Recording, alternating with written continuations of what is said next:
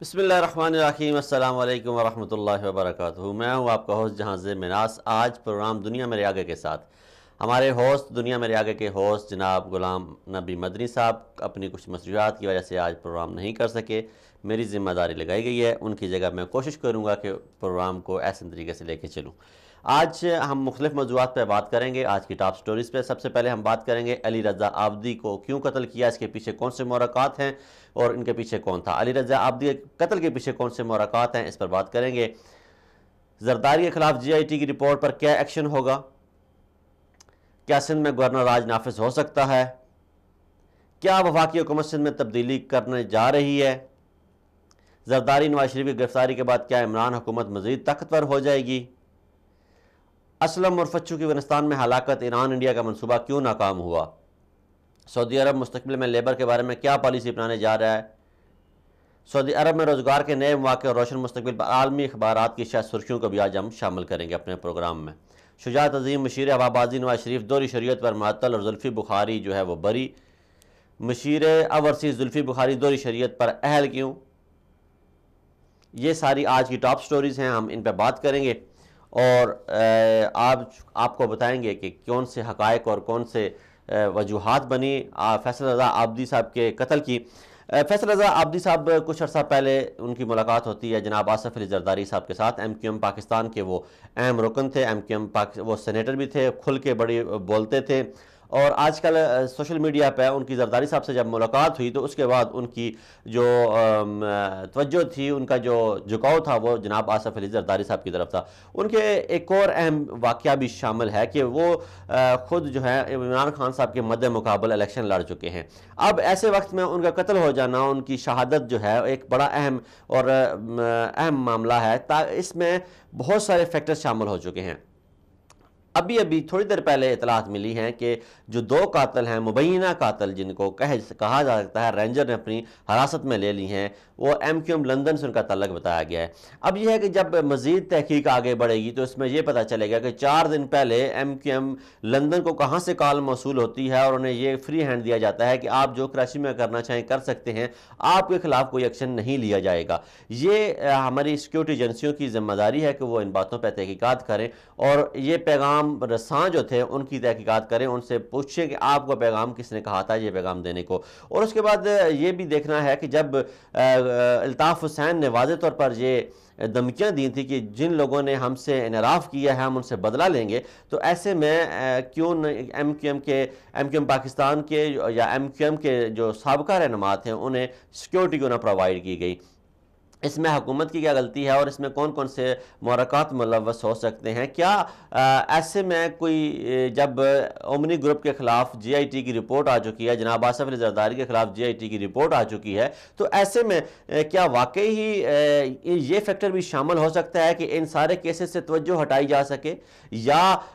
پاکستان میں دوبارہ بد امنی پھیلا کے سی پیک کو نشانہ بنانے کی کوشش کی جا رہی ہے؟ ایسے ہائی ٹارگٹ جو ہیں انہیں نشانہ بنانا کیا پاکستان میں جو بیرونی سرمایہ کار ہیں ان کا راستہ روکنا ہے؟ یہ مختلف اس میں فیکٹر شامل ہوتے ہیں اور انہی موضوعات پہ ہم آج اپنے مہمانوں سے بات کریں گے۔ ہمارے ساتھ ہوں گے جناب انجینئر شفیق مہتلا صاحب اور جناب زاہد صاحب جو کہ کراچی کے حوالے سے بڑی اہم معلومات رکھتے ہیں اور کراچی سے ان کا تعلق ہے، اور زاہد صاحب ہمارے ساتھ ابھی لائن پہ موجود ہیں۔ جناب زاہد صاحب ویلکم ٹو دنیا میرے آگے سر۔ جزاک اللہ جہاں سے بھائی، جزاک اللہ، اللہ تعالیٰ آپ کو خوش رکھے۔ زاہد صاحب آپ کا تعلق بھی کراچی سے ہے اور ماشاءاللہ ایک آپ بڑی گہری نظر رکھتے ہیں سیاست پہ۔ یہ فیصل علی رضا عابدی صاحب کا جو قتل ہوا، جو ان کی شہادت ہوئی، اندوناک واقعہ ہوا، اس کے بارے میں آپ کیا کہیں گے؟ سر رسمی طور سے تو یہی کہ مذمت کرتے ہیں اور اللہ تعالیٰ ان کے خاندان کو صبر جمیل عطا فرمائے، لیکن کراچی کو آج سے نہیں، اور آپ دیکھیں تو ضیاء الحق صاحب کے زمانے سے اس کو اکھاڑا بنا دیا گیا، اسلحے کی بھرمار کر دی گئی، اور ویسے بھی بین الاقوامی طاقتیں جو ہے میں سمجھتا ہوں کہ چونکہ پاکستان کو پرامن نہیں رہنے دینا چاہتی، تو وہ کم از کم پاکستان میں ایک ایسا شہر جو ہب ہے، اکنامیکل ہب ہے، وہ اس کو ڈسٹرب رکھنا چاہتی ہوں۔ تو دیکھیں گائے بگائے جو ہے وہ یہاں پہ کوئی نہ کوئی واردات، کبھی چینی قونصلیٹ کا واقعہ ہو جاتا ہے، کبھی کچھ ہو جاتا ہے، تو ایک تو یہ اس کا پس منظر ہے۔ دوسرا جو اس کی پولیٹیکل ڈائنامکس ہیں وہ تو آپ کو پتہ ہے کہ ایم کیو ایم کو کس طرح بنایا گیا، پھر ایم کیو ایم کو ابھی کس طرح اس کو جو ہے وہ کنارہ بھی کیا گیا. تو ظاہر سی بات ہے کچھ عناصر ہیں جو اپنی اس شکست کو محسوس کر رہے ہیں تو وہ اس کو ریئیکٹ کرنے کی کوشش کر رہے ہیں. لیکن میں یہ سمجھتا ہوں کہ اللہ تعالیٰ اس ملک کو قائم و دائم رکھے گا اور مطلب ان سب چیزوں سے پاکستان کی حفاظت فرمائے گا.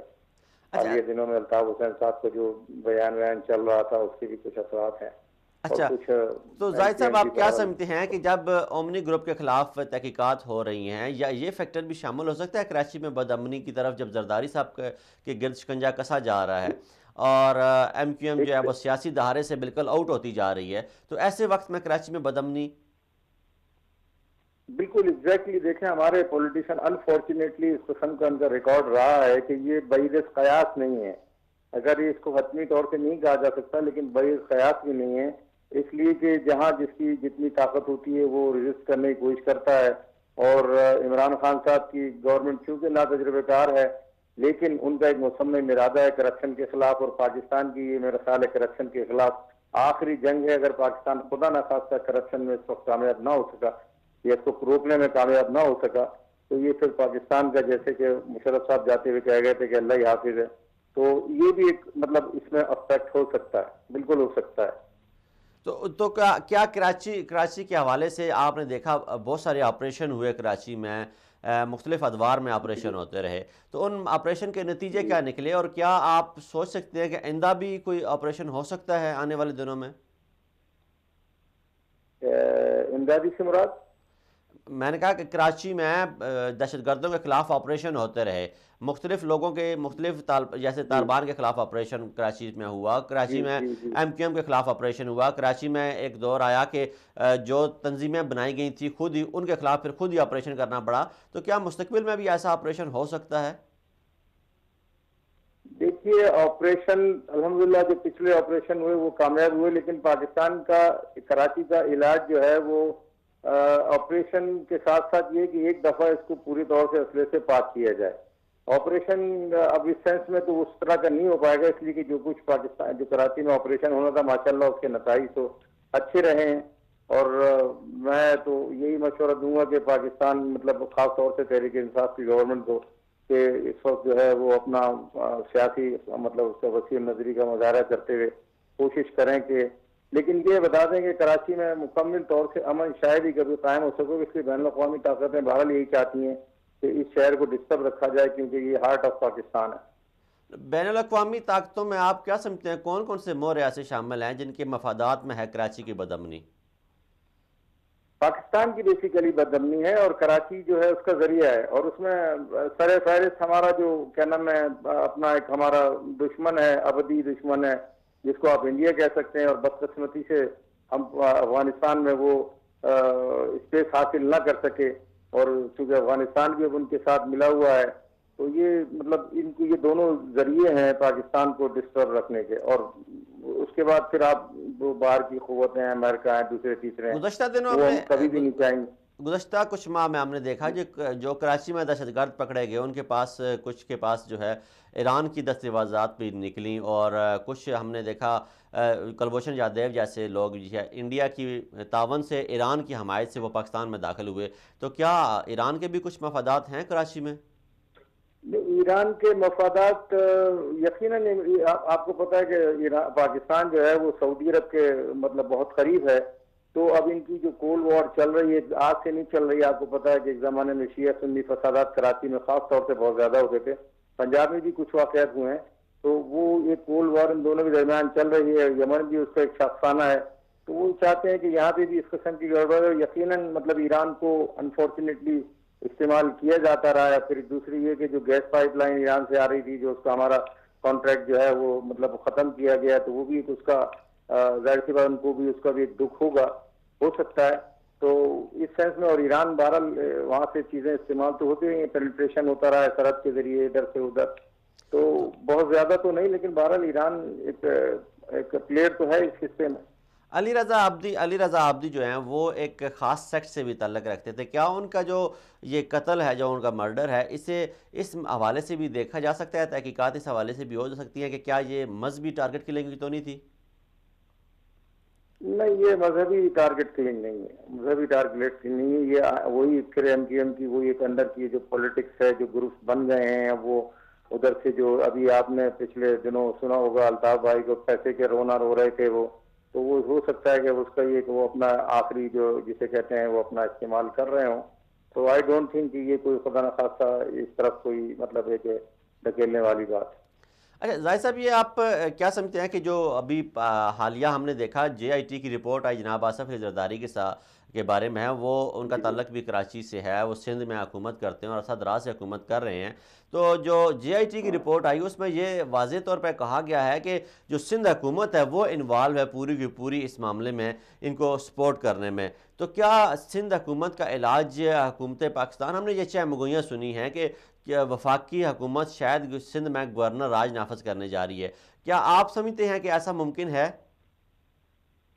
دیکھیے، گورنر راج نافذ کرنے سے میں سمجھتا ہوں کہ تحریک انصاف کو نقصان ہوگا، اس لیے کہ پیپلز پارٹی اگر کوئی اپنے اس جے آئی ٹی کی رپورٹ کے خلاف، اور جے آئی ٹی کی رپورٹ کوئی آج کی نہیں ہے، یہ تو آپ کو پتا ہے کہ یہ نون لیگ کے زمانے میں ہمارے جو وزیر داخلہ ہوا کرتے تھے چودھری نثار، انہوں نے بھی علی اعلان یہ بات کہی تھی. تو گورنر راج اب یہ کہ پیپلز پارٹی اگر فرض کرنے کی پروٹیسٹ کرتی ہے تو وہ سندھ میں کرتی ہے، کر سکتی ہے، اس کے علاوہ وہ کر نہیں سکتی. اب سندھ میں چونکہ اپنی گورنمنٹ ہے تو اپنی گورنمنٹ کے خلاف ریئیکٹ نہیں کریں گے، لیکن اگر گورنر راج نافذ کر دیا گیا تو ان کو یہ موقع مل سکتا ہے کہ چونکہ ان کی گورنمنٹ نہیں ہوگی پھر وہ سندھ میں افراتفری پھیلائیں گے. تو میں نہیں سمجھتا کہ گورنر راج جو ہے وہ کسی طور سے بھی اس وقت ان حالات میں وفاقی حکومت کے لیے سود مند ثابت ہو سکتا ہے. اور میرا خیال ہے حالات اتنے خراب نہیں ہوں گے، ان کو حکومت کرنے دے اور ان کی حکومت میں ان کو مارا جائے. یہ تو کھل چکا ہے معاملہ کہ یہ انہوں نے مطلب پیسہ بنایا ہے، اور یہ تو ہر زبان زد عام یہ بات ہے، کیونکہ اس قسم کی شہادتیں موجود ہیں. میں نے سندھ کے بہت سارے اندرونی لوگوں سے سوال کرتا ہوں کہ یار جب اتنے کرپٹ ہیں تو آپ ان کو ووٹ کیوں دیتے ہیں؟ وہ کہتے ہیں یار ہمارے لوگ مدرے میں ان کے کام کرتے ہیں، ان کے کارخانوں میں کام کرتے ہیں، ان کو نکال دیتے ہیں، ہماری فیملی کو اٹھا لیتے ہیں، ہمارے جانور اٹھا لے جاتے ہیں، اس لیے ہم مجبور ہیں ان کو ووٹ دینے کے لیے. تو گورنر آئی ڈونٹ تھنک کہ کوئی زیادہ ہیلپ فل ثابت ہوگا، خاص طور سے ہماری نئی حکومت کے لیے. یعنی آپ یہ سمجھتے ہیں کہ گورنر راج کا نفاذ جو ہے وہ نئی حکومت کے فائدہ مند ثابت نہیں خلاف ہوگا، جائے گا، خلاف جائے گا. خلاف جائے گا، خلاف جائے گا. تو پھر جب زرداری صاحب پہ ہاتھ ڈالا جائے گا تو یہ سندھ حکومت تو پوری مشینری ان کے قبضے میں ہے، تو پھر یہ کیا کریں گی نئی حکومت؟ نہیں دیکھیے، مجرم کتنا بھی طاقتور ہو لیکن نفسیاتی طور سے جب وہ پکڑ میں آتا ہے بھائی، تو وہ اس کو جب گرفت ہو جاتی ہے، اور پھر یہ گرفت جو ہے بھائی یہ اداروں کی نہیں ہے، تو خدا اللہ تعالیٰ نے، میں کہہ رہا ہوں نا، اللہ تعالیٰ کی طرف سے گرفت ہوئی ہے. اور یہ موقع ہے پاکستان کے لیے ڈو اینڈ ڈائی والا. عمران خان کا تو آپ کو پتا 22 سال سے ایجنڈا یہی ہے کہ بھائی کرپشن جو ہے اس کو روکنا ہے اور اس کو پکڑنا ہے. کم از کم اگر وہ فرض کر لو کرپشن کا پیسہ واپس لانے میں 10 سال لگ جائے، 20 سال لگ جائے، لیکن کم از کم رک تو جائیں گی چیزیں، اور ہاتھ ڈالنا ضروری ہے. دیکھیے آپ نے ایم کیو ایم دہشت گردی کر رہی تھی، ہاتھ ڈالا، ان کا صفایا کیا، کامیاب ہوئے. جب آپ ان کے اوپر ہاتھ ڈالیں گے انشاءاللہ کامیاب ہوں گے، اس لیے کہ جرم اور گناہ زیادہ دیر مطلب زندہ نہیں رہتا ہے. اس یقین کے ساتھ میرا خیال ہے ہاتھ ڈالنا چاہیے اور بالکل پیچھے نہیں ہٹنا چاہیے. ان کے اندر طاقت نہیں ہے، میں نہیں سمجھتا کہ ریئیکٹ کر سکیں گی. چلیں ٹھیک ہے، بہت شکریہ سر، آپ نے وقت دیا. یہ تھے جناب سید زاہد علی صاحب، کراچی سے ان کا تعلق تھا، اور یہ ہمارے ساتھ بات کر رہے تھے. اور ان کے مطابق جو ہے سندھ میں اگر گورنر راج کا نفاذ ہوتا ہے تو وہ وفاقی حکومت کے لیے زیادہ فائدہ مند ثابت نہیں ہوگا. لیکن جب ان سے ہم نے بات کی اور ہم نے ان سے پوچھا کہ جناب علی رضا عابدی صاحب کو جب ان کی قتل کے بارے میں ان سے سوالات کیے تو انہوں نے کہا جی کہ یہ اس میں جو مختلف فیکٹر ہیں ان کو شامل کیا جا سکتا ہے. ان کے پچھلے دنوں آصف علی زرداری صاحب سے ملاقات ہوئی، یہ آج کل آصف علی زرداری کے صاحب کے حق میں بڑے بیانات دے رہے تھے. تو اس نقطے کو ضرور مد نظر رکھا جائے، جب یہ تحقیقات کی جائیں علی رضا عابدی صاحب کے قتل کی، تو اس نقطے کو ضرور نظر میں رکھا جائے کہ پچھلے دنوں سے ایک تو یہ ان کی ملاقات بھی ہوئی ہے، دوسرا یہ پیپل پارٹی کے لیے نرم گوشہ بھی رکھتے تھے، تیسرا یہ اداروں کے خلاف بھی سینٹ میں بول چکے ہیں، اور چوتھا یہ کہ یہ عمران خان کی اس سیٹ سے ہارے ہوئے الیکشن تھے جہاں سے عمران خان کراچی سے جیتے تھے، تو اس میں ایک خاص جو ہے نشانہ کر کے علی رضا عابدی کو بنایا گیا کہ یہ ایک تو ایزی ٹارگٹ تھے، دوسرا ایک ہائی ٹارگٹ تھے، جس وجہ سے مختلف سوچ پیدا ہو سکتی ہیں اور مجرم تک پہنچنے میں بڑی دشواری ہو سکتی ہے۔ لیکن اگر وہی بات اگر سید زاہد صاحب نے جو کی کہ اگر قانون اپنی گرفت پھیلانا چاہے، اپنی گرفت میں کسی کو لانا چاہے، تو مجرم جتنا مرضی چالاک کیوں نہ ہو وہ قانون کی گرفت سے نہیں بچ سکتا اور کوئی نہ کوئی وہ اپنے پیچھے نشانات چھوڑ جاتا ہے۔ اب یہ دیکھنا ہے کہ آنے والے چند دنوں میں کیا موجودہ حکومت، جب ہم نے دیکھا کہ اسی حکومت میں جب اس طرح کی کوئی ٹارگٹ کلنگ ہوتی تھی تو یہ حکومت اپوزیشن میں ہوتے ہوئے جناب عمران خان صاحب شور شرابہ کرتے تھے اور کہتے تھے کہ حکومتیں جو ہیں اس میں انوالو ہیں۔ تو اب یہ دیکھنا ہے کہ جب یہ خود حکومت میں موجود ہیں تو کیا علی رضا عابدی کے قاتلوں کو یہ گرفتار کریں گے اور انہیں اقرار واقع سزا ضرور دیں گے۔ علی رضا عابدی کا قتل بیسیکلی ایک شخص کا قتل نہیں ہے، یہ ایک ایسے وقت میں قتل کیا گیا ہے کہ جب پاکستان میں بیرونی سرمایہ کاری لائی جا رہی ہے، پاکستان امن کی طرف جا رہا ہے، پاکستان سی پیک کی بات کر رہا ہے، پاکستان دنیا کے انویسٹرز کو اپنی طرف ویلکم کر رہا ہے، پاکستان کرکٹ کو لانے کے لیے ویلکم کر رہا ہے اور پاکستان بیرونی سرمایہ کاری کو ویلکم کر رہا ہے، اور پاکستان 2019 کا سال جو ہے سیاحت کے طور پر منانے جا رہا ہے۔ کسی بھی ملک کی سیاحت کی انڈسٹری تب تک کامیاب نہیں ہوتی جب تک بیرون ملک سے سیاح پاکستان یا اس ملک میں سفر نہ کریں۔ تو کیا ایسے ملک میں سیاح سفر کرنا مناسب سمجھیں گے جہاں اتنے بڑے لوگ، جہاں جو اسمبلیوں کے ممبران، جو سینٹ کے ممبران ہیں وہ محفوظ نہ ہوں، تو کیا سیاح اس ملک میں آئیں گے؟ اس لیے عمران خان صاحب کو اب یہ اپنی کارکردگی دکھانی ہے اور عوام کا اعتماد اور دنیا کا اعتماد بحال کرنے کے لیے جلد سے جلد اس پہ کارروائی کرنی ہوگی اور انہیں قرار واقعی سزا دینی ہوگی۔ جو عناصر اس میں ملوث ہیں، چاہے وہ کسی بڑی پارٹی کے سربراہ ہوں یا ان کا تعلق کسی پارٹی کے سربراہ سے ہو، چاہے وہ لندن میں بیٹھا ہوا کوئی عالمی دہشت گرد ہو، اس کے خلاف ایک مؤثر آواز جو ہے وہ بلند کی جانی چاہیے۔ الطاف حسین ایک بڑا جانا پہچانا نام ہے پاکستانی سیاست میں، وہ پہلے بھی پاکستان کو اسی طرح بدامنی میں دھکیل چکا ہے وہ شخص، تو آیا آنے والے دنوں میں دوبارہ کچھ ایسا کرنے جا رہا ہے؟ اس لیے حکومت کو ایک جاگتی اور کھلی آنکھوں کے ساتھ یہ سارا منظر دیکھنا ہوگا اور انہیں دیکھنا ہوگا۔ ہم نے آگے بات کرنی ہے جناب آصف علی زرداری صاحب کی۔ آصف علی زرداری صاحب کے خلاف اومنی گروپ کے جو کیسز تھے وہ کھل چکے ہیں اور ان کیسز میں بہت کچھ نکلا ہے۔ ان کیسز کے بارے میں جب وفاقی وزیر اطلاعات نے بات کی میڈیا سے تو انہوں نے کہا جی ٹھگز آف پاکستان۔ ٹھگز آف پاکستان کے بارے میں جب انہوں نے بات کی تو کچھ اس میں جو تفصیلات ہمارے سامنے آئی ہیں بڑی ہوش ربا ہیں کہ سندھ بینک نے جو ہے وہ 24 ارب کا قرض دیا، جبکہ سندھ بینک کے اثاثے اپنے جو ہیں 16 ارب کے ہیں اور سندھ بینک قانون کے مطابق صرف 4 ارب کے قرض دے سکتا تھا۔ انہوں نے اتنا زیادہ قرض کیوں دیا؟ انہی کرپشن کی عجب داستانوں پہ اور غضب طریقہ کاری پہ بات کریں گے۔ ہمارے ساتھ موجود ہیں جناب انجینئر شفیق مہتلا صاحب چشتیاں سے، پاکستان چشتیاں سے ان کا تعلق ہے۔ تو السلام علیکم انجینئر صاحب، ویلکم ٹو دنیا میرے آگے۔ وعلیکم السلام جناب، آپ کا شکریہ۔ انجینئر صاحب، آپ خود بھی اس سیاسی نظام کا حصہ رہے، سیاسی ایلیٹ کا حصہ رہے، آپ نے بڑے قریب سے ان ساروں کو دیکھا ہوا ہے۔ پاکستان میں جو آصف علی زرداری صاحب کے خلاف ابھی کرپشن کی غضب کہانیاں جو سامنے آ رہی ہیں، اس بارے میں کیا کہیں گے آپ؟ جی، میں اسٹوڈنٹ لائف سے ہی پالیٹکس میں بہت دلچسپی لیتا رہا اور میں پاکستان پیپلز پارٹی کا حصہ بھی رہا، لیکن 96 میں جب عمران خان صاحب نے پی ٹی آئی بنائی تو میں اس میں شامل ہو گیا اور 97 میں نے قومی اسمبلی کا چشتیاں سے الیکشن بھی لڑا۔ اس وقت ہمارے ووٹر جو تھے وہ بہت کم عمر تھے، لیکن الحمدللہ اب ان کی عمر ایسی ہو گئی ہے کہ انہوں نے حکومت سنبھال لی۔ ٹھیک ہے، تو میرا چونکہ میں کوئی تجزیے کی بات نہیں کرتا، میں اپنی مشاہدے کی اور میں ایز اے وٹنس آپ کو بات کروں گا کہ ان لوگوں کی پراپرٹیز کا میں وٹنس ہوں اور ان کی کرپشن کا میں گواہ ہوں، کیونکہ میرے سامنے یہ لوگ 1967 میں زرداری صاحب کو ملا کراچی میں، ان کے ساتھ 3 دن رہنے کا بھی مجھے موقع ملا، تو اس وقت میں جانتا تھا وہ کیا تھے۔ اور اس کے بعد جو وہ چلتے رہ گئے،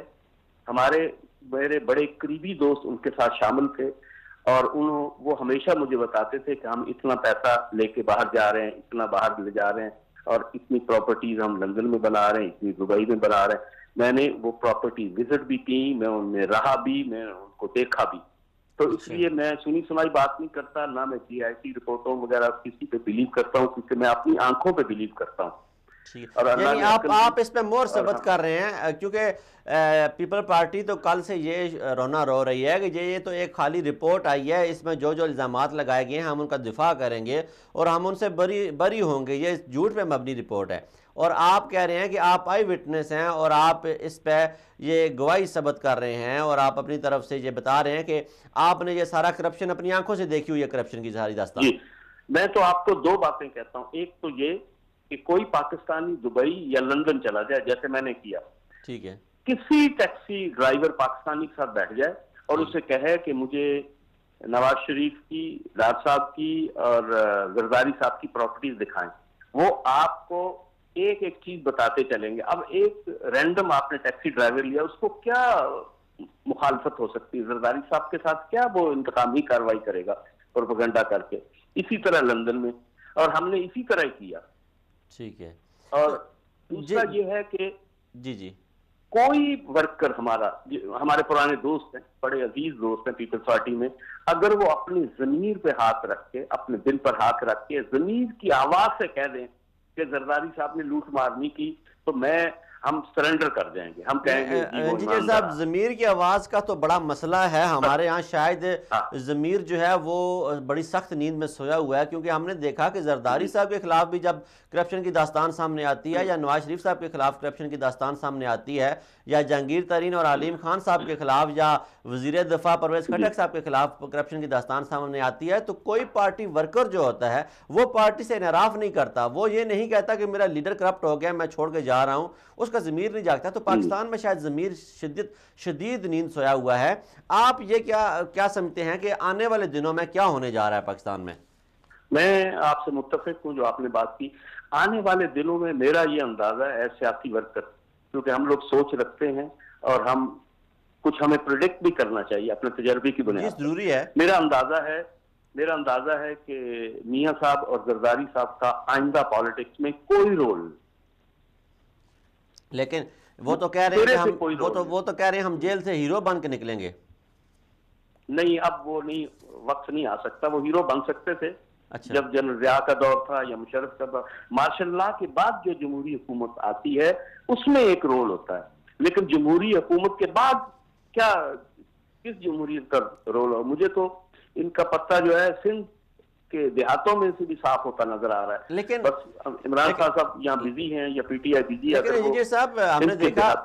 ہم نے دیکھا کہ نواز شریف صاحب کے خلاف جو فیصلہ ہے وہ تو بڑا کمزور سا فیصلہ ہے. یہ تو میں ایک عام سیاسی ورکر ہونے کے ناطے یا ایک عام تجزیہ نگار ہونے کے ناطے یہ کہہ سکتا ہوں کہ 2 سے 3 پیشیوں میں ہو سکتا ہے میاں صاحب باہر آ جائیں. نہیں وہ جیسے بھی، لیکن میرا اندازہ ہے کہ مسلم لیگ نواز جو ہے وہ 3 دھڑوں میں تقسیم ہو جائے گی بہت جلدی. کیا آپ کے پاس کوئی رپورٹ ہے اس بارے میں؟ ہاں جی بالکل. ان کو بڑا پولیٹیکل سیٹ بیک ہوگا اس سے. اور زرداری صاحب کے خلاف جو ابھی کافی کاروائیاں ہو رہی ہیں، ان کے خلاف مقدمات کی بھرمار ہو رہی ہے. لیکن کیسے مسلم لیگ نون کیسے 3 دھڑوں میں تقسیم ہو جائے گی؟ ہم نے دیکھا ابھی جو بلدیاتی الیکشن ہوئے، ری الیکشن ہوئے بلدیاتی لاہور میں، اس میں تو موسٹلی سیٹوں پہ نون لیگ جیت گئی ہے، اور ان کا کوئی پارٹی ورکر کوئی آپ توڑ نہیں سکے، وہ تو ٹوٹ کے آیا نہیں آپ کی طرف. جی لیکن ابھی امید لگائے بیٹھے ہیں لوگ جو الیکٹیبلز ہوتے ہیں نا، کہ نہیں ان کے ووٹ ہیں، ہم ان کے ساتھ ہی جڑ جائیں. لیکن یہ ہے کہ وقت آنے کے ساتھ ساتھ ان کو پتہ چل جائے گا کہ یہ بہت ہی کمزور پچ پہ کھیل رہے ہیں مسلم لیگ نواز، بہت ہی کمزور پچ پر. ٹھیک ہے. تو آپ کیا سمجھتے ہیں کہ جو نواز شریف صاحب اور زرداری صاحب کے خلاف کرپشن کی داستانیں منظر عام پہ آ رہی ہیں، اس سے ان کا عام جو پارٹی ورکر ہے وہ ان سے منحرف ہو جائے گا، متنفر ہو جائے گا؟ بالکل متنفر ہوگا. دراصل پاکستان میں 2 پارٹی سسٹم بڑے عرصے سے چل رہا ہے، اور یہی 2 پارٹی سسٹم ہی رہے گا. اس میں تیسری پارٹی اگر محترمہ بینظیر بھٹو شہید نہ ہوتی تو پی ٹی آئی کبھی بھی پیپلز پارٹی کو پنجاب میں ریپلیس نہ کر سکتی. اور یہ 2 پارٹیاں اب 2 پارٹیاں چلیں گی، مسلم لیگ نواز اور پی ٹی آئی. لیکن پیپلز پارٹی سے کچھ لوگ اور مسلم لیگ نواز سے کچھ لوگ یہ نکل کر ایک نئی پارٹی بنائیں گے. شاید وہ ایماندار قیادت سامنے لائیں گے اور اسی میں ہی ان کی بقا ہے. تو پھر دو پارٹیاں چل پڑیں گی, پی ٹی آئی اور دوسری پارٹی کا جو بھی وہ نام رکھیں, لیکن وہ مرجر ہوگا پیپلز پارٹی کا اور مسلم لیگ نواز کے ایماندار اور اہل لوگوں کا, یا جو کرپشن سے تنگ ہیں یا جنہوں نے کرپشن خود دیکھی ہے. یعنی آپ سمجھتے ہیں کہ پیپل پارٹی اور نون لیگ میں ابھی بھی ایماندار لوگ شامل ہیں؟ بالکل ہیں. پیپلز پارٹی میں قاہرہ صاحب ہیں, چودھری منظور ہے, رضا ربانی ہیں, اعتزاز احسن ہیں. پیپلز پارٹی میں تو ہیں لوگ, تو ہیں, اور ادھر مسلم لیگ نواز میں بھی لوگ ہیں. وہ بھی جب نکلیں گے تو یہ, یعنی میری سیاسی سوچ یہ ہے کہ یہی ایک طریقہ ہے کہ دوسری پارٹی جو ہے وہ اپنی قوت ثابت کر سکے اور پی ٹی آئی کے سامنے کھڑے ہو سکے. ورنہ یہ جو موجودہ مسلم لیگ نواز اور پیپلز پارٹی اس قابل نہیں ہے کہ پی ٹی آئی کے سامنے کھڑی ہو سکے ایز اے سیکنڈ پارٹی. لیکن سیکنڈ پارٹی تو ضروری ہے. ہم نے دیکھا آپ کی جب سر آپ کی جب حکومت نہیں تھی, ابھی کراچی میں ایک بہت بڑا واقعہ ہوا, سینیٹر فیصل علی رضا عابدی کو قتل کر دیا گیا. جب آپ کی حکومت تھی, آپ اپوزیشن میں تھے, تو ایک ہم نے دیکھا کارکن جو تھی زہرا نام سے, وہ سینئر آپ کی پارٹی رہنما تھیں, وہ بھی اتفاق سے ڈیفنس کے علاقے میں رہائش پذیر تھیں اور وہاں ان کو گھر کے سامنے گولیاں مار کے قتل کر دیا گیا تھا. تو عمران خان صاحب نے کہا تھا کہ سندھ حکومت اس میں انوالو ہے. اب کیا علی رضا عابدی کے قتل میں بھی سندھ حکومت انوالو ہے, یا وہی فیکٹر انوالو ہیں جنہوں نے زہرا آپا کو قتل کیا تھا؟ اور کیا اب حکومت, وفاقی حکومت, خود اپنے ہاتھ میں کچھ لے کے اس کی تحقیقات منطقی انجام تک پہنچائے گی؟ اس میں دو پہلوؤں پہ ان کو غور کرنا چاہیے. سندھ حکومت انوالو نہیں ہے, یہ تو مجھے پورا یقین ہے. ان کو دو پہلوؤں پہ غور کرنا چاہیے. ایک, الطاف حسین کا گروپ انوالو ہو سکتا ہے, اور دوسرا مذہبی رنگ. اچھا, اس میں جنگلی گروپ جو ہے اس کا انہوں نے کوئی کرائے کے قاتل بھیجے ہوں, ان کو ان سے کوئی دشمنی ہو, تو یہ دونوں پہ شبہ ہے. سندھ حکومت کو آپ کیسے بری ذمہ کر رہے ہیں؟ کیونکہ نہیں, سندھ حکومت کا تو, کیونکہ حکومتیں جو ہے نا وہ قتل کم ہی کراتی ہیں, کیونکہ ان کے لیے لا اینڈ آرڈر کا مسئلہ. لیکن ہم نے دیکھا ماضی میں سندھ حکومت جو تھا, جب تھی یہ وفاقی حکومت تھی, تو اسی حکومت میں بے نظیر صاحبہ کے اپنے جو بھائی تھے ان کو کراچی میں بڑی بے دردی سے قتل کر دیا گیا تھا. اور اس میں انوالو کون کون تھا یہ میں بھی جانتا ہوں اور آپ بھی جانتے ہیں. جی بالکل جانتے ہیں. عبداللہ شاہ اور آصف زرداری صاحب نے پولیس کے تھرو یہ قتل کرایا تھا. تو کیا اب یہ اب کیسے ہم بھول سکتے ہیں کہ اگر جب ان کے خلاف شکنجہ کسا جا رہا ہے تو وہ اپنے آپ کو بچانے کے لیے کوئی ایسی واردات کر جائیں؟ نہیں, مجھے کوئی امید نہیں, کیونکہ علی رضا عابدی سے ان کو کیا فائدہ مل سکتا ہے. وہ ایم این اے بھی نہیں تھے. مجھے نہیں اندازہ کہ پیپلز پارٹی جو ہے نا, میں ایسے خواہ ان پہ الزام نہیں لگانا چاہتا, کیونکہ مجھے نظر نہیں آتا. میرے ساری جو شکوک و شبہات ہیں وہ جنگلی گروپ اور الطاف حسین کی طرف جا رہے ہیں. اب یہ دونوں میں سے 2-3 روز میں فیصلہ ہو جائے گا. اچھا, جنگلی گروپ کی تو قیادت کو ہی ختم کر دیا گیا ہے, وہ تو اب سرے سے ختم ہی ہو چکے ہیں. اور وہ دوسرا, ان کا زیادہ تر لوگ مذہبی لوگوں کو نشانہ بناتے ہیں, یہ تو کوئی ان کا ایسا کوئی تعلق نہیں نکلتا. خیر, آگے ہم بات کرتے ہیں. مشیر اوورسیز پاکستانی جناب زلفی بخاری صاحب کو آج جو ہے عدالت سے بریت مل گئی ہے. انہوں نے کہا کہ آپ اہل ہیں, آپ کام کر سکتے ہیں. لیکن ہم نے یہ دیکھا کہ جو مشیر ہوابازی تھے نواز شریف صاحب کے, انہیں جو ہے بڑا سخت رگڑا لگایا گیا تھا, انہیں نائل کر دیا گیا تھا انہی عدالتوں کے سے. انہوں نے خود استعفیٰ دے دیا عدالتوں سے تنگ ہونے کے ناطے. پہلے وہ مشیر لگے, پھر وہ خصوصی مشیر لگے, پھر وہ ڈائریکٹر کے عہدے پہ آئے, پھر لیکن وہ خود استعفیٰ دے کے باہر چلے گئے. تو کیا ایک طرف زلفی بخاری کے لیے الگ قانون ہے اور دوسری طرف شجاعت عظیم کے لیے الگ قانون کیوں ہے پاکستان میں؟ نہیں, قانون ایک ہی ہے. اس دفعہ عدالت نے یہ محسوس کیا کہ جو آدمی کابینہ کا حصہ نہیں ہے وہ دوری شریعت میں باقی ساری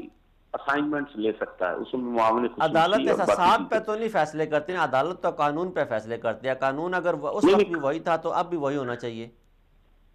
جج صاحب نے تو یہی کہا کہ ہمیں, پھر اعتزاز احسن نے جو دلائل دیے اس میں بھی انہوں نے کہا کہ قانون میں,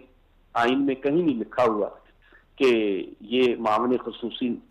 نہیں بن سکتے. یہ بن سکتے ہیں لیکن وزیر نہیں بن سکتے اور کابینہ کے اجلاس میں نہیں بیٹھ سکتے. لیکن وہ تو کابینہ کے اجلاس میں بھی بیٹھتے ہیں سر,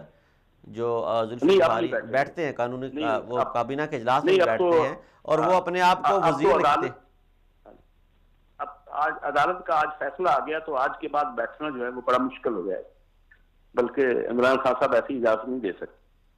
چلیں, بہت شکریہ انجینئر صاحب, آپ نے وقت دیا. یہ تھے جی پاکستان تحریک انصاف کے بانی کارکنان میں سے انجینئر شفیق مہتلا صاحب چشتیاں سے ہمارے ساتھ تھے, اور ان سے ہم نے بڑے کھل کے مختلف موضوعات پہ بات کی, اور ان سے ہم نے انہوں نے ایک نیا جو ہے رنگ دینے کی کوشش کی ہے. فیصل جناب, میرے معذرت چاہتا ہوں, فیصل صاحب کا نام آ جاتا ہے, علی رضا عابدی صاحب کے قتل کو انہوں نے لشکر جنگی سے جوڑنے کی کوشش کی ہے, لیکن اس میں کوئی اس طرح کے نشانات ہمیں نہیں ملتے, کیونکہ وہ جو 2 کارکنان پکڑے گئے ہیں MQM لندن کے, اب ان سے تحقیقات ہوں گی تو اس میں واضح پتہ چلے گا کہ کون کون سے لوگ اس میں شامل تھے. ہم بات کر رہے تھے اومنی گروپ کے حوالے سے, اور اومنی گروپ کے حوالے سے جو پیپل پارٹی ہے وہ بڑی سیکھ پا ہے, اور وہ کہہ رہی ہے کہ یہ GIT کی رپورٹ جو ہے بالکل غلط ہے, جبکہ یہی پیپل پارٹی جو تھی, جب نواز شریف کے خلاف GIT کی رپورٹ آئی تو کسی نے میاں کرپشن کہا, میاں پاناما کہا, اور آصف زرداری نے کہا کہ نواز شریف اللہ کی پکڑ بڑی سخت ہے, تم اللہ کی پکڑ میں آ گئے ہو. یہ ایسی باتیں ہم سنتے رہے, اور انہوں نے کہا جی اپنی اولادوں کے لیے پاکستان کو لوٹتے رہے ہیں, ہم پاکستان کا پیسہ جو ہے واپس لے کے آئیں گے. لیکن جب اب اپنی اولادوں کی بات آئی تو پھر دونوں یہ بھائی ہو گئے ہیں, دونوں کرپشن میں یکجان ہو گئے ہیں, اور دونوں نے یہ عہد کیا ہے کہ اب حکومت کو ان ہاؤس ہم جا کے کوئی تبدیلی کرتے ہیں. کیا آنے والے دنوں میں کوئی ایسا بڑا فیصلہ ہو سکتا ہے؟ لیکن ان کی کرپشن کے حوالے سے کچھ دستاویزات جو آپ GIT نے آج پیش کی ہیں, اس میں یہ بتایا گیا کہ اومنی گروپ اور زرداری گروپ کے تعلق جو ہے وہ بڑا پرانا ہے, اور جعلی اکاؤنٹس جتنے بھی ہیں یہ سارے اومنی گروپ تیار کرتا رہا ہے. یہ ان لوگوں کے نام تھے جو آج سے 10 سال 12 سال پہلے فوت ہو چکے ہیں. ان اومنی گروپ کو زرداری کی ایما پہ, زرداری صاحب کی ایما پہ 24 ارب کا قرض دیا گیا, جبکہ سندھ بینک جو ہے وہ 4 ارب قرض دینے کا اہل تھا. ان کے نام سے ایک جعلی اکاؤنٹ کی بڑی لمبی تفصیلات نکلی ہیں. اومنی گروپ سے ہی آصف علی زرداری کے ذاتی استعمال کا ہیلی کاپٹر $90 لاکھ کا خریدا گیا. بلاول بھٹو زرداری کے لیے جو ہیں بلٹ پروف ٹرک جو ہیں 14.6 ملین روپے کے سے اسی اومنی گروپ سے خریدے گئے. زرداری صاحب نے اومنی گروپ کے جہاز پر 110 مرتبہ سفر کیا, اور بلاول صاحب کے یوٹیلٹی بلز جو تھے 1.58 ملین روپے کے وہ بھی اومنی گروپ سے ادا کیے گئے. اور حد تو یہ ہوئی کہ بکروں کا صدقہ جو ہے وہ بھی اومنی گروپ سے نکلتا رہا. کتوں کا خرچہ اور بلیوں کا خرچہ بھی جو ہے وہ بھی اومنی گروپ کے اکاؤنٹ سے ادا کیا گیا. بلاول فیملی کا ماہانہ خرچہ 1.22 لاکھ روپے انہی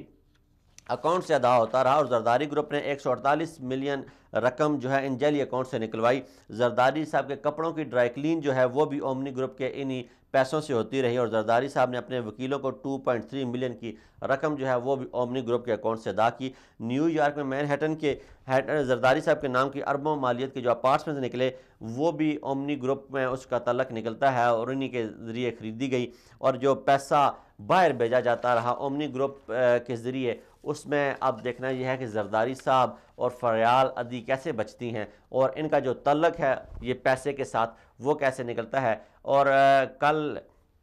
ایک کیس کی سماعت میں جناب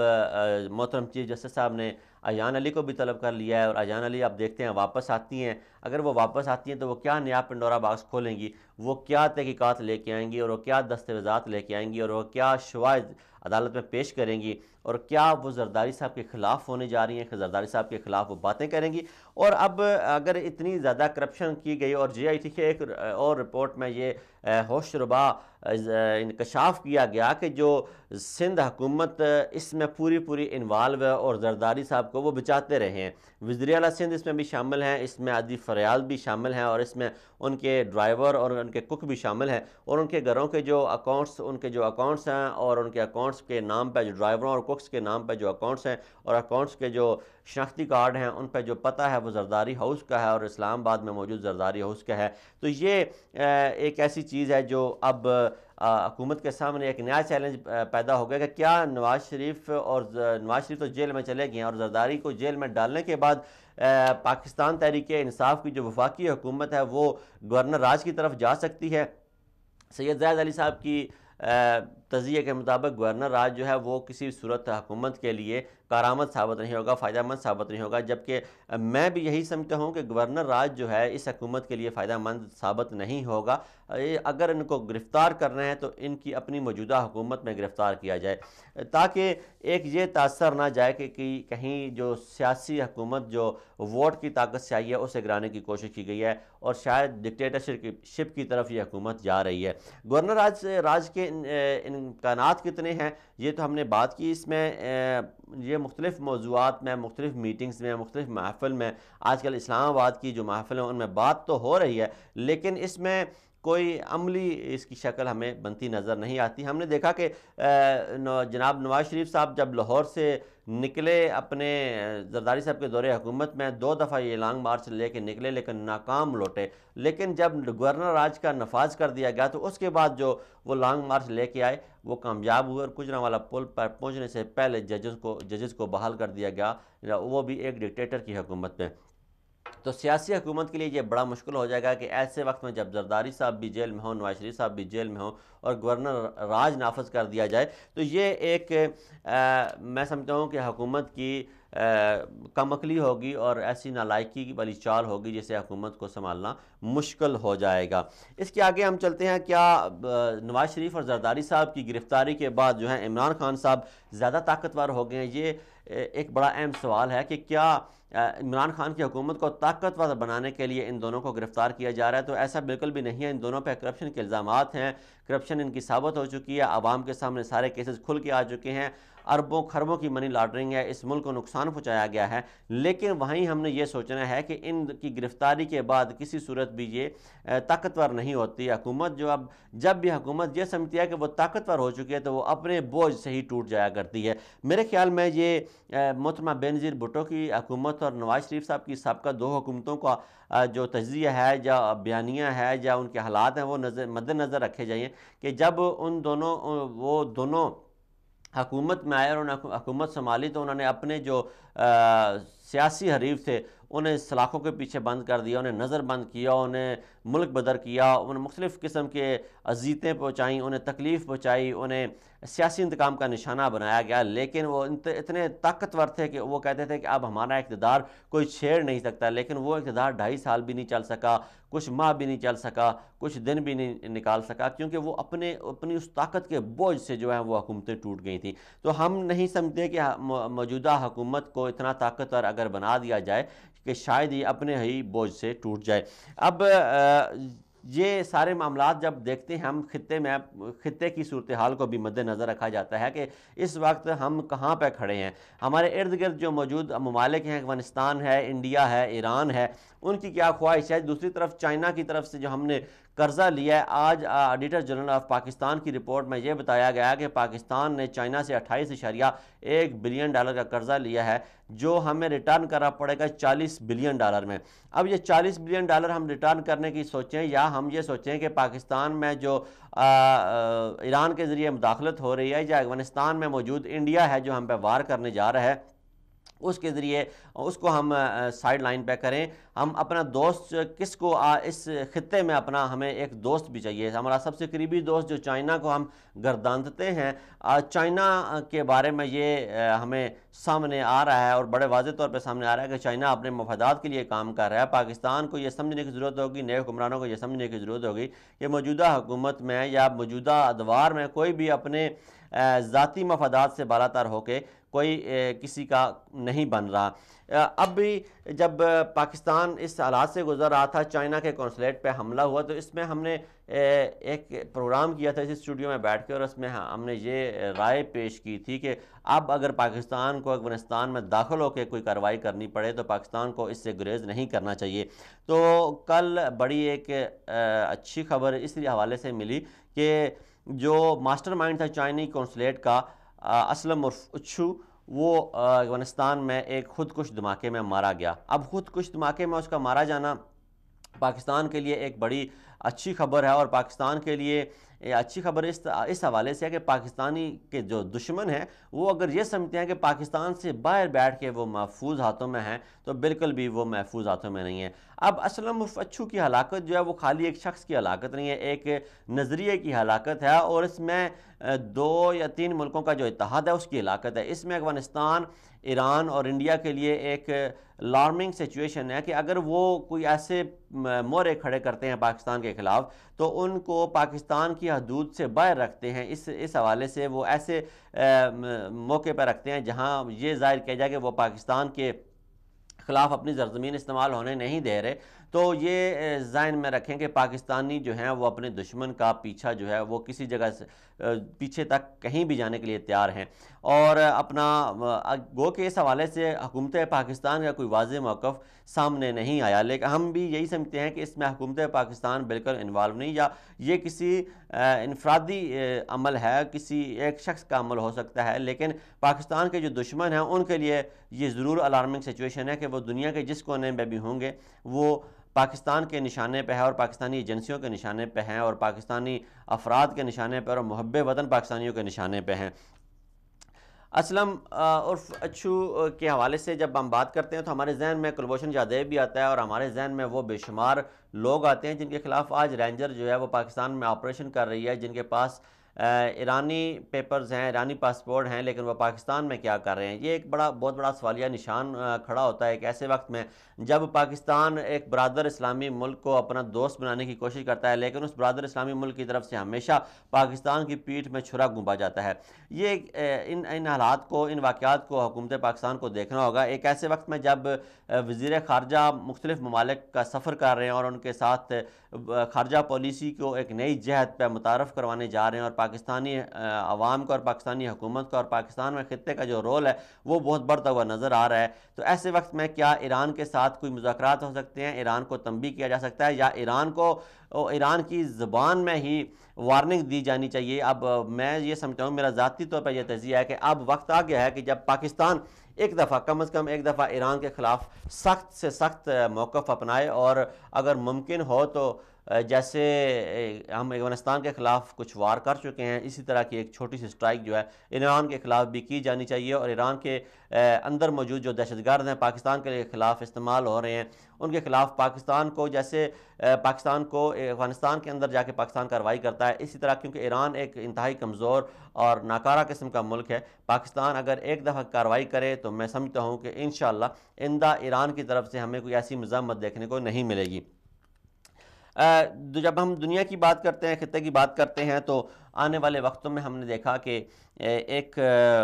سعودی عربیہ جو ہے ویژن 2030 کے تحت کام کر رہا ہے، اور سعودی عربیہ نے ایک بحر احمر میں منصوبہ جو بنایا، وہ ٹیلی گراف نے آج اس پہ بہت ایک بڑا کالم لکھا، اس کو بڑی اپنی سرخیوں میں جگہ دی، اور انہوں نے بتایا کہ جو سعودی عرب کا یہ منصوبہ ہے اس سے 70,000 نئے روزگار جو ہیں وہ روزگار کے مواقع پیدا ہوں گے، اس سے سعودی اکانومی بوسٹ کرے گی۔ اس میں سعودی عربیہ کو یہ منصوبہ جب مکمل ہو جائے گا، یہ 22 جزیروں پر مشتمل ایک منصوبہ ہے، یہ جب جزیرہ مکمل ہو جائے گا تو سعودی عربیہ میں سیاحت کے دروازے کھلیں گے، اور سعودی عربیہ جو ایک نیا سعودی عربیہ بن کے سامنے آئے گا، اور سعودی عربیہ کی اکانومی کے ساتھ ساتھ سعودی عربیہ کا جو بیرونی دنیا کے ساتھ انٹریکشن ہے وہ بہت زیادہ بڑھے گا۔ اور اس حوالے سے انہوں نے مزید لکھا کہ اس میں جو مجموعی پیداوار ہے سعودی عربیہ کے بجٹ کی یا سالانہ مجموعی پیداوار ہے، یہ خالی 22 ارب ریال کا ایک منصوبہ ہے۔ 22 ارب ریال کا یہ منصوبہ جو ہے یہ سعودی اکانومی کو اس طرح تبدیل کر دے گا کہ اور کوئی ایسا منصوبہ اس وقت سعودی عربیہ میں بے شمار منصوبے چل رہے ہیں، لیکن یہ جو بحر احمر کا منصوبہ ہے 22 جزیروں کو ملا کے یہ ایک خطہ ایسا بنا رہے ہیں جہاں الگ سے ہی ایئرپورٹ ہوں گے، الگ سے انٹری پوائنٹ ہوں گے، اور ان یہ پوائنٹس پہ کام کر رہے ہیں اور بہت تیزی سے کام ہو رہا ہے، اور یہ 2022 میں مکمل ہو جائے گا۔ یہ 22 کا فگر اس کے ساتھ خاصی طور پہ جو ہے ٹیلی گراف نے جوڑا ہے، انہوں نے کہا 22 ارب کا منصوبہ ہے، 2022 میں کمپلیٹ ہوگا، تو 22 جزیرے اس میں وہ شامل ہیں۔ تو یہ اب دیکھنا ہے کہ 22 کا یہ جو جزیرہ ہے 22 جزیروں پر مشتمل ایک شہر ہے کب آباد ہوتا ہے، اور اس میں سعودی عربیہ کا کتنا اس اکانومی پہ اثر پڑتا ہے، لیکن 70,000 نئے مواقع جو ہیں روزگار کے پیدا ہوں گے، اور اس میں بیرونی سرمایہ کار بھی آئیں گے، بیرونی سرمایہ کاری بھی آئے گی، مختلف ہوٹلز کی چین بنے گی، اور سعودی عربیہ کا جو کردار ہے وہ خطے میں زیادہ مضبوط ہوگا، کیونکہ سعودی عربیہ اپنے بارڈرز کے بالکل پاس جاتا جا رہا ہے، اور اپنے بارڈرز کی حدود کے ساتھ ساتھ سعودی عربیہ ایک ایسے منصوبے لگا رہا ہے۔ یہ سعودی عربیہ کا اس وقت اپنی طاقت کا ایک اور انوکھا انداز ہے اپنی طاقت شو کرنے کا، کہ جب سعودی عربیہ کو ایران کی طرف سے بھی دھمکیاں مل رہی ہیں، سعودی عربیہ کو عراق کی طرف سے بھی خطرہ ہوتا ہے، اور سعودی عربیہ کو یمن کی طرف سے بھی خطرہ ہے، لیکن سعودی عربیہ بارڈرز پر اربوں ڈالرز کے ایسے منصوبے لگا رہا ہے، جس سے سعودی عربیہ دنیا کو یہ بتانا چاہتا ہے کہ سعودی عربیہ ایک پرامن ملک ہے، اور سعودی عربیہ امن کو پسند کرتا ہے، لیکن جب اس نے اپنی سرحدوں کی حفاظت بھی کرنا جانتے ہیں، اس لیے وہ اپنی سرحدوں کے پاس اتنی بڑی انویسٹمنٹ اور باہری انویسٹمنٹ لگا رہے ہیں، تاکہ دنیا کو ایک واضح پیغام جائے کہ سعودی عربیہ طاقت کا استعمال بھی جانتا ہے، امن کا استعمال بھی جانتا ہے۔ آگے پاکستان میں واپس آتے ہیں، پاکستان کی طرف جب ہم بات کرتے ہیں تو آج ایک اور ہم نے دیکھا فیصلہ آیا پاکستان میں، جناب زلفی بخاری صاحب کے کیس کا بڑا اہم کیس تھا۔ اوورسیز مشیر ہیں، عمران خان صاحب کے بڑے قریبی مشیر ہیں، اوورسیز پاکستانی کی ان کے پاس قلمدان ہے، لیکن وہ ہم نے دیکھا کہ مختلف حوالے جات سے جانے جاتے ہیں۔ اگر پاکستان میں اسلام آباد میں بات کی جائے تو کہا جائے اگر کسی شخص کو وزارت چاہیے، کسی شخص کو کوئی عہدہ چاہیے، تو وہ زلفی بخاری صاحب کے در پر چکر لگائے تو اسے اس کی حاجات جو ہے وہ ضرور پوری ہوتی ہے۔ اگر زلفی بخاری صاحب اسے تویز دے دیں، سید زلفی بخاری صاحب اسے تعویذ دے دیں، تو کہتے ہیں کہ اس کی حاجات جو ہے وہ بالکل ضرور پوری ہوتی ہیں، اور اس کی وہ تعویذ بڑا کارگر ثابت ہوتا ہے۔ تو ایسے میں زلفی بخاری صاحب جو ہیں وہ میٹنگز میں بھی بیٹھتے ہیں، زلفی بخاری صاحب جو ہیں وہ کابینہ کے اجلاس میں بھی بیٹھتے ہیں۔ زلفی بخاری صاحب کے حوالے سے آج جو سپریم کورٹ آف پاکستان نے فیصلہ کیا، انہوں نے کہا جی ہم نے بالکل یہ نہیں کہا کہ زلفی بخاری جو ہیں وہ اپنا عہدہ نہیں رکھ سکتے یا عہدہ رکھنے کے اہل نہیں ہیں، جبکہ اسی سپریم کورٹ آف پاکستان کے ہم نے فیصلہ دیکھا کہ وہ سپریم کورٹ آف پاکستان جب شجاعت عظیم صاحب کے بارے میں جو مشیر ہوا بازی تھے جناب نواز شریف صاحب کے دور میں، انہوں نے پی آئی اے کو بڑے اچھے طریقے سے چلایا، اور پی آئی اے کی پالیسی کو بڑے اچھے طریقے سے لے گئے۔ انہوں نے مختلف اچھے کام کیے، پی آئی اے کے جو سامان کا ٹیکس کا معاملہ تھا اسے حل کیا، اور بے شمار جو کام تھے، ڈیلے فلائٹس کا جو تھا، ان کے آنے سے پہلے 72% ڈیلے فلائٹ تھیں، لیکن جب وہ پی آئی اے کو چھوڑ کے گئے تو 60% ڈیلے فلائٹس تھیں۔ جیسے آج اعتزاز احسن صاحب نے ان کے کیس کا حوالہ دیتے ہوئے کہا کہ زلفی بخاری صاحب بڑا اچھا کام کر رہے ہیں، ان کی وجہ سے برٹش ایئر ویز پاکستان میں آئی۔ تو اگر زلفی بخاری صاحب اچھا کام کر رہے ہیں تو مسئلہ شجاعت عظیم صاحب کے ساتھ کیا تھا؟ انہیں کیوں اسی کیس میں، اسی طرح کے کیس میں ان کی کیوں جو ہے وزارت ان سے لے لی گئی یا ان سے قلمدان لے لیا گیا، اور انہیں دوہری شریعت کا معاملہ بنایا گیا؟ اب یہ سوال پیدا ہوتا ہے کہ جو شجاعت عظیم صاحب تھے وہ ایئر فورس میں ملازم تھے، کورٹ مارشل ان کا ہوا، لیکن ان کا کورٹ مارشل اس لیے ہوا تھا کہ وہ کہہ رہے تھے کہ میں نے اعلیٰ تعلیم حاصل کرنے کے لیے بیرون ملک جانا ہے۔ وہ چھٹی لے کر جانا چاہتے تھے، انہیں چھٹی ملی نہیں، وہ چھٹی جب نہ ملی تو وہ سفر کر گئے، بیرون ملک چلے گئے، اور وہاں جا کر انہوں نے اپنی تعلیم شروع کر دی، اور تعلیم شروع جب انہوں نے کی واپس نہ آئے تو ان کا کورٹ مارشل ہو گیا۔ اب پھر انہوں نے دنیا میں بڑا ایک نام کمایا، وہ سعد حریری کے بھی اور حریری خاندان کے بھی وہ پائلٹ رہے، دبئی کے شیوخ کے، سعودی عربیہ کے جو شیوخ ہیں ان کے وہ پائلٹس رہے، ان کے ساتھ ان کے ذاتی مراسم بھی ہوئے، انہوں نے کاروبار کیا، بڑا ایک نام بنایا، دنیا میں ایک بڑا نام جانا پہچانا جاتا ہے شجاعت عظیم صاحب کا، اور شجاعت عظیم صاحب نے بھی پاکستان کے لیے بڑے کارہائے نمایاں سر انجام دیے۔ اگر یہی قانون کا تقاضا تھا، اگر قانون برابر تھا، قانون میں کوئی تبدیلی نہیں لائی گئی، تو پھر شجاعت عظیم صاحب کو پکڑ لینا اور زلفی بخاری صاحب کو چھوڑ دینا، یہ دوہرے معیار پہ قانون پہ جو ہے وہ سوال ضرور اٹھتے ہیں۔ اسی طرف ہم جب آتے ہیں دیکھتے ہیں آج کل پاکستان میں عدلیہ کا بڑا بول بالا ہے، نواز شریف صاحب کو اندر کر دیا جاتا ہے، جناب آصف علی زرداری صاحب کے خلاف جی آئی ٹی بنا دی جاتی ہے، لیکن جب بات کی جاتی ہے کہ جہانگیر ترین خان صاحب کے خلاف جو ہے وہ بھی جی آئی ٹی بنائی جائے، اور محترمہ حلیمہ خان صاحبہ کے خلاف بھی جی آئی ٹی بنائی جائے، تو وہاں پہ خاموشی اختیار کر لی جاتی ہے۔ نیب کی طرف سے جب بات کی جاتی ہے کہ آپ نے اثر انداز ہونے پہ جناب اپوزیشن لیڈر شہباز شریف کو گرفتار کر کے رکھا ہوا ہے، آپ یہ کہتے ہیں کہ یہ اگر ہم انہیں باہر چھوڑ دیں تو یہ ثبوت مٹا دیتے ہیں، تو کیا وزیر دفاع جو ہیں انہیں گرفتار کرنا نہیں بنتا؟ کیونکہ ان کے خلاف بھی انکوائری چل رہی ہے، وزیر اعلیٰ خیبر پختونخوا کے خلاف بھی انکوائری چل رہی ہے۔ آج بیان آیا ہے جناب چیئرمین نیب کا جاوید صاحب کا، جسٹس جاوید صاحب کا، کہ ہم خیبر پختونخوا میں بھی بے لاگ احتساب کریں گے، کہ احتساب کسی کے آگے جھکے گا نہیں، ہم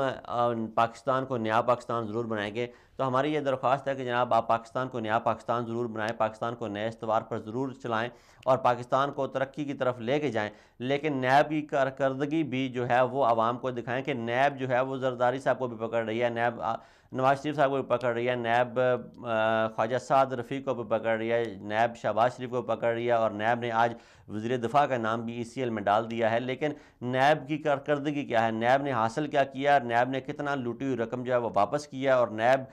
کی اپنی جو کارکردگی ہے، نیب نے